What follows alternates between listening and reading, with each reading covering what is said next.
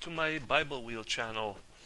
In this video I'm going to be talking about Deuteronomy 17 and compare it with the 17th book of Esther. And let me read to you what I had written concerning the introduction of this study, as whereas the king of Persia is an example of the king in Deuteronomy who kept a copy of the law next to him.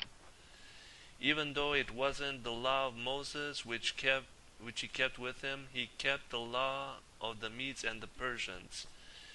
The law of the Medes and the Persians, as it was said that it can never be altered, has been altered in favor of the Lord and his believers, like Daniel in Daniel 6 and Esther.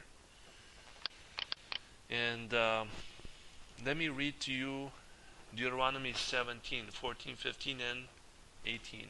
When thou art come unto the land which the Lord thy God giveth thee, and shall possess it, and shall dwell therein, and shall say, I will set a king over me, like as all the nations that are about me. Thou shalt in any wise set him king over thee, whom the Lord thy God shall choose. One from thy brethren shalt thou set king over thee. Thou mayest not set a stranger over thee, which is not thy brother. And it shall be, when he sitteth upon the throne of his kingdom, that he shall write him a copy of this law in a book out of that which is before the priests, the Levites. And comparing it to Esther 1, we see, verse 2, that in those days when the king Ahasuerus sat on the throne of his kingdom, which was in Shushan the palace. Verse 19 it says, if it please the king, let there go a royal commandment from him, and let it be written among the laws of the Persians and the Medes, that it be not altered, that Vashti come no more before the king Ahasuerus, and let the king give her royal estate to another that is better than she. For he sent letters into all the king's provinces, into every province according to the writing thereof, and to every people after their language, that every man should bear rule in his own house, and that it should be published according to the language of every people. Wow. Okay. So you see, sitting upon the throne of his kingdom is what is in common between the two texts. And a copy of the law is mentioned, whereas in Esther, it's the laws of the Persians and the Medes that is mentioned. That's all for this page. Okay, we move on to Esther chapter 2. And how it relates to Esther being the 17th book, chapter 2, how it relates to the 17th chapter of Deuteronomy. It might not directly relate, but you'll see what I mean. Let me read you the introduction that I've written. There's a contrasting link between the king Ahasuerus sitting on his throne and Mordecai sitting at the gate. A simple place. At the end of the book of Esther, Mordecai has an exalted position. In Esther 10 it says, for Mordecai the Jew was next to King Ahasuerus, and great among the Jews, and accepted of the multitude of his brethren, seeking the wealth of his people, and speaking peace to all his seed. And as you see, verse 14 mentioned a king, and verse 18, when the king sitteth upon the throne of his kingdom, and he shall write him a copy of this law in a book out of that which is before the priests and the Levites. Whereas Mordecai himself was sitting at the king's gate. And once again, verse 21, sat at the king's gate. And when you look at verse 23, it says, and when inquisition was made about the matter, this was concerning Mordecai overhearing two people conspiring against the king to overthrow the king. And when the inquisition was made of the matter, it was found out. Therefore they were both hanged on a tree, and it was written in the book of the Chronicles before the king. And that's it for this page. And we continue in Esther chapter 3, comparing it with Deuteronomy 17, Esther being the 17th book. Let me read to you the introduction. There's a link between Deuteronomy 17 and the 17th book, Esther chapter 3, where the king Ahasuerus makes a wrong decision, making a decree proposed by Haman, a commandment to exterminate the Jews because of Mordecai not reverencing to him. A copy of this commandment is sent to everyone in the kingdom to his own language. So when you look at the difference or the links between the two texts, this page is actually short. It says, verse 18, I've read to you before that the king has to write a copy of the book of the law that was set before the priests, the Levites. Whereas Esther chapter 3 mentions that as well. The copy of the writing for a commandment to be given in every province was published unto all people, that they should be ready against that day. And that's it for this page. And we move on to Esther chapter 4. The copy of the decree to destroy the Jews is passed from Mordecai to Esther in Esther chapter 4. And here's what is in common between Deuteronomy 17 and Esther 4. So it says, and thou shalt do according to the sentence which they of that place, which the Lord shall choose, shall shew thee, and thou shalt observe to do according to all that they inform thee, according to the sentence of the law which they shall teach thee, and according to the judgment which they shall tell thee, thou shalt do. Thou shalt not decline from the sentence which they shall shew thee to the right hand nor to the left. When thou art, and I read the rest before, but notice the similarity. It mentions according to the law here as well, according to the law or according to the sentence of the law. And it says, go gather together all the Jews that are present in Shushan, and fast ye for me, and neither eat nor drink 3 days, night or day.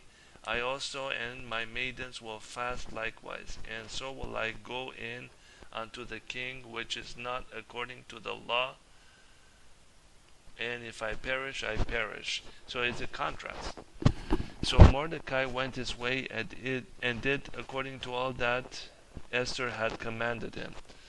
So in other words, Esther asked Mordecai and the Jews to fast for her. And that's it for this page. So we continue to Esther chapter 5. And there are some common things throughout the chapters. There's a common wording throughout the chapters, but I'm going to show you in any case. And this is what the introduction says, as I had written. The king sitting on his throne is repeated in Esther 5 with the contrast of Mordecai who sits at the gate, when that bothers Haman as he complains to his wife. And we see that in Deuteronomy 17:18, the king, when he sitteth upon the throne of his kingdom, that's what it says. And in Esther 5, now it came to pass on the third day that Esther put on her royal apparel and stood in the inner court of the king's house over against the king's house, and the king sat upon his royal throne in the royal house over against the gate of the house. And verse 13 says, Yet all this availeth me nothing, so long as I see Mordecai the Jew sitting at the king's gate. That was Haman complaining to his wife. And that's it for this page. We now move on to Esther chapter 6, and I'm going to read the introduction again. The king reads from the book of the Chronicles and remembers Mordecai's deed, but no reward was given to him. Therefore, he decides to reward them. I mean, to add to that, it was Haman that suggested that the reward, what kind of a reward to be given to such a person, thinking it was him to whom the king was going to reward, but in fact it was Haman. It was Mordecai. So that turned the table around, and Haman was disappointed on top of that. So once again, there's a lot of common words going throughout the book of Esther. I mean, king is mentioned in every chapter. Sitteth is almost in every chapter, and that he shall write him a copy of this law in a book is a common thing. So let me read to you verses 1, 2, and 10 from Esther 6. On that night could not the king sleep, and he commanded to bring the book of records of the Chronicles, and they were read before the king. And this was found written that Mordecai had told of Bigthana and Teresh, two of the king's chamberlains, the keepers of the door, who sought to lay hands on the king Ahasuerus. Then the king said to Haman, Make haste and take the apparel as the horse, as thou hast said, and do even so to Mordecai the Jew that sitteth at the king's gate. Let nothing fail of all that thou hast spoken. So one thing I wanted to add was Esther 6 also relates to Daniel 6, where Darius the Mede couldn't sleep because he made a wrong decision, and he was praying, I believe even fasting, so that God would protect Daniel, even though he decreed that he should be fed to the lions. But he couldn't go back in his word, so Daniel said, okay, let it be,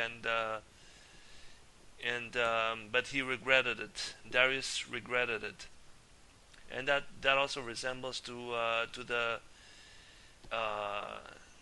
crucifixion scene when Jesus was crucified. Some people that were watching the crucifixion scene regretted, like Peter regretted it. I don't know if there's any link to that relating to the number 6, but what is in common between Esther 6 and Daniel 6 was that both kings couldn't sleep. And if you look at Psalm 6, David, I believe, said that he couldn't sleep. He was wetting his bed with tears, and so on. So there's a common thing.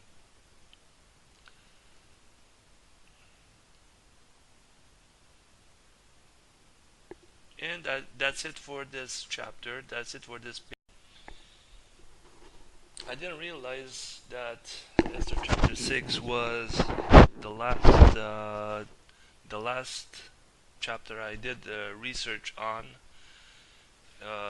comparing it with Deuteronomy. But there are a few other inner wheel links. So here's one of them. I titled Deuteronomy 17 and 2 Kings 17. On another page, you're going to see 2 Chronicles 17. And Esther is something we discussed about already. Malachi is the 17th book of the second cycle. And then there's Revelation 17.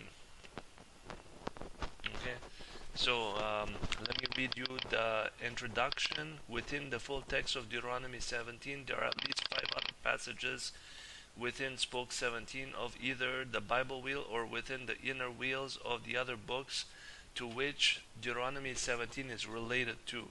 These 3 threads are some of the threads subjects associated with the 17th spoke. Okay, so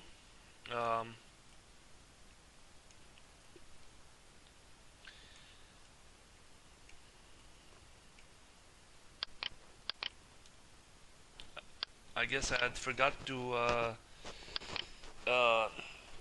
get rid of the highlight of the abomination. Abomination is when you see abomination in Deuteronomy 17, doesn't it remind you of Revelation 17, the abomination of desolation? But I think it was mentioned in 2 Kings 17 as well, but I don't have it on. I haven't included that in this page. But you do see other words such as sacrifice. Okay, ignore abomination, but you'll see, thou shalt not sacrifice unto the Lord thy God any bullock or sheep wherein is blemish or any evil favoredness, for that is an abomination unto the Lord thy God. If there be found any among you within any of thy gates which the Lord thy God giveth thee, man or woman that hath wrought wickedness in the sight of the Lord thy God in transgressing his covenant, and has gone and served other gods and worshipped them, either the sun or moon or any of the hosts of heaven, which I have not commanded, and it be told thee, and thou hast heard of it, and inquired it diligently, behold, it be true, and the thing certain, that such abomination is wrought in Israel. Well, I didn't include the rest of the sentence, but the point of this is to relate this with 2 Kings 17. So in Deuteronomy 17, God has a specific commandment what ought to be done, and 2 Kings 17 is where these crimes are happening and what did the people do to stop that. And 2 Kings 17 verse 16, and they left all the commandments of the Lord their God and made them molten images, even 2 calves, and made a grove, and worshipped all the host of heaven and served Baal. Verse 35 to 38 says, with whom the Lord hath made a covenant and charged them, saying, you shall not fear the Lord, you shall not fear the other gods, nor bow yourselves to them, nor serve them, nor sacrifice to them. But the Lord who brought you up out of the land of Egypt with great power and a stretched out arm, him shall ye fear, and him shall ye worship, and to him shall you do sacrifice. And the statutes and ordinances and the law and the commandment which he wrote for you, ye shall observe to do forevermore, and ye shall not fear other gods. And the covenant that I have made with you, you shall not forget. And now we're looking at Deuteronomy 17 and 2 Chronicles 17. The previous video on 2 Kings 17 was cut off at the end. Don't be surprised, sometimes not everything I say is well recorded. The audio seems always to have a delay. I don't know why, but in the future time I'll make a better video with better search results on the subject. And I'll remind you that this particular research, I did by finding common words between the two texts, but since then I've changed my researching method, that I look at the Strong's concordance and to find something in common between the texts. Sometimes the words might be the similar, but the Hebrew is different, and sometimes the Hebrew is the same and the words are different. They're probably synonymous words, but written differently. So one of the subjects about in Deuteronomy 17 is the priests and Levites were told to bear the words of the covenant, to bear the words of the book of Moses, the books of Moses, the law, and they have the actual copy, and the king had to make a copy for himself. But the teachers are the Levites and the priests. The teachers of the law are the Levites and the priests, and I believe it was the priests that were also to judge their nation. And or perhaps at least before kings were appointed.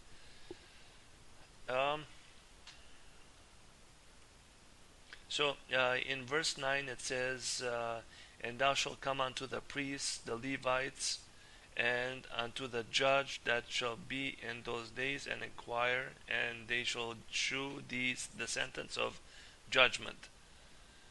And in verse 11, let me read you verse 10 as well. And thou shalt do according to the sentence which they of that place which the Lord shall choose, shall shew thee, and thou shalt observe to do according to all that they inform thee, according to the sentence of the law which they shall teach thee, and according to the judgment which they shall tell thee, thou shalt do.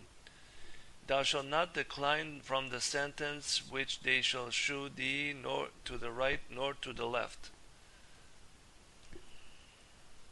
And when you look at 2Chronicles 17, this was, I believe, in Jehoshaphat's time. It says, also in the 3rd year of his reign, he sent to his princes, even to Benhail, and to Obadiah, and to Zechariah, and to Nathaniel, and to Micaiah, to teach in the cities of Judah. These were either priests or Levites.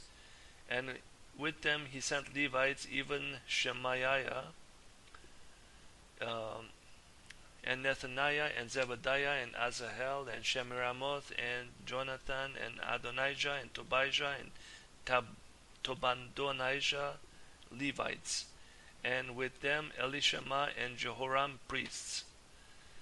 And they taught in Judah, and had the book of the law of the Lord with them, and went throughout all the cities of Judah and taught the people. So teaching the people is a common theme. Teaching the law to the people is a common theme between Deuteronomy 17 and 2Chronicles 17. That's the end of this page. Okay, we now move on to the 17th book of the second cycle, which is the prophet Malachi. And let me read to you the introduction. The Malachi, the 17th book of the second cycle of the Bible, says that the law of truth has departed from the priest's mouth. So, like I said before, the priests and the Levites were assigned, or were it was their job to teach the law, because they had a copy of the law.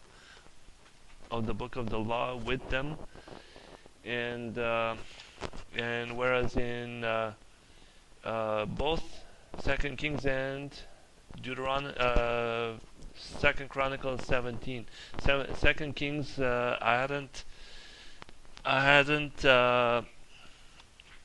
posted on a page yet, but when the Assyrians took the Israelites captive, all of a sudden God sent. Well,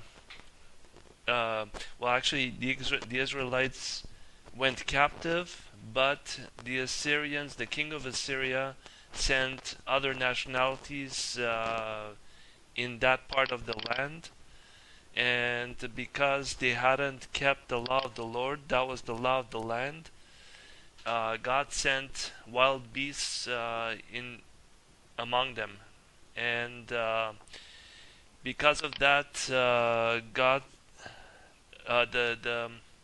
king of Assyria sent a priest or a Levite to teach them the law of the Lord.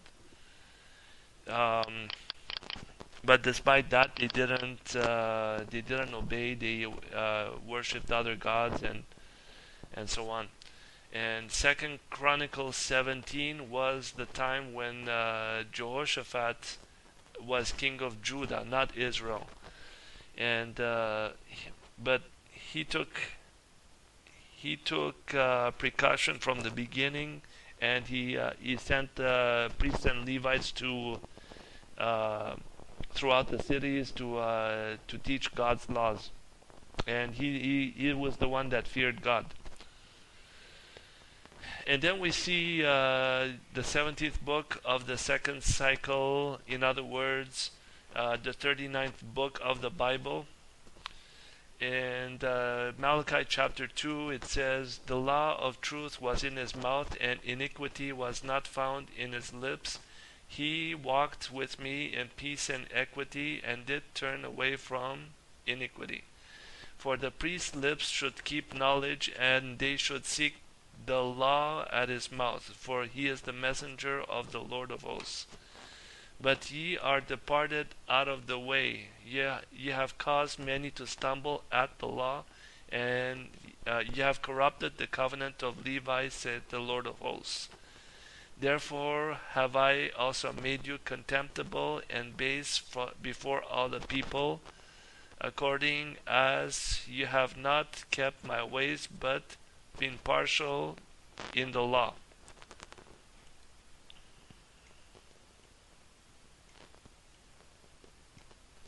And that's it for this page.